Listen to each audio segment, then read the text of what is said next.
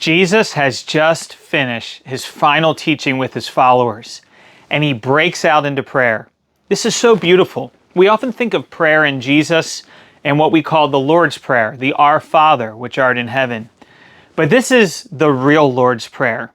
Some have called this Jesus' high priestly prayer to his Father. We get to eavesdrop on Jesus pouring his heart out to the Father in heaven before he goes to the cross. And you'll notice his great desire is that his people would know him and have eternal life and be saved. He loves us so much, he's going to die for us. There's just a few things to point out in this very deep prayer. First off, we see in verse 5, Jesus' eternal relationship with the Father. Notice as he's about to go to the cross, number one, he says, glorify me.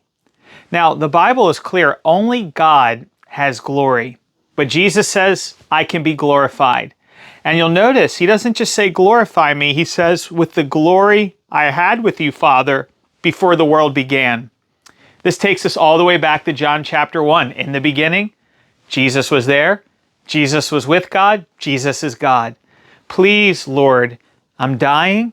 I'm going to rise again.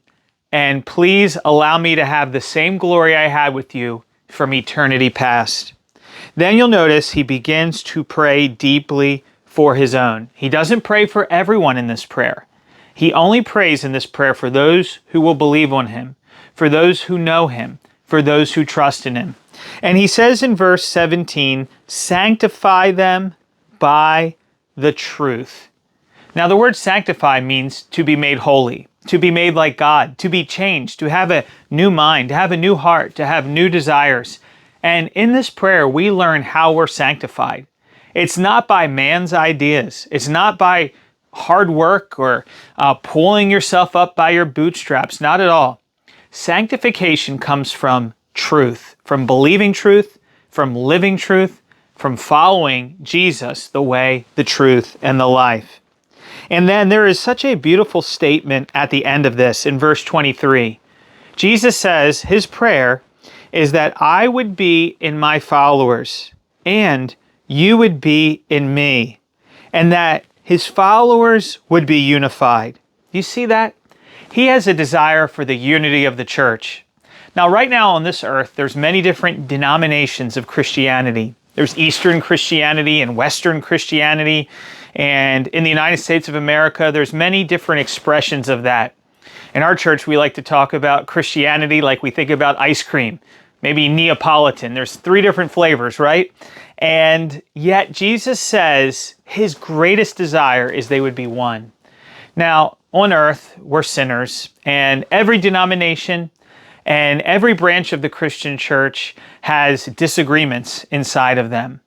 But there is something that makes us one. It's not the label on the outside. It's the change of heart on the inside. It's the love of God on the inside. It's the faith and trust in Jesus Christ on the inside that then comes out on the outside. I think we're often too quick to split up and divide when we should be unified in Jesus' truth. That's true unity in the truth, and of course, in Jesus' love. The great church father Augustine said it this way. He said, in essentials, we should have unity. Always be unified. But then he says, in non-essentials, we should have liberty. But in all things, we should have charity. We should have love, unified in the love of Jesus. Well, we'll see you in John chapter 18 as we see Jesus betrayed in the Garden of Gethsemane.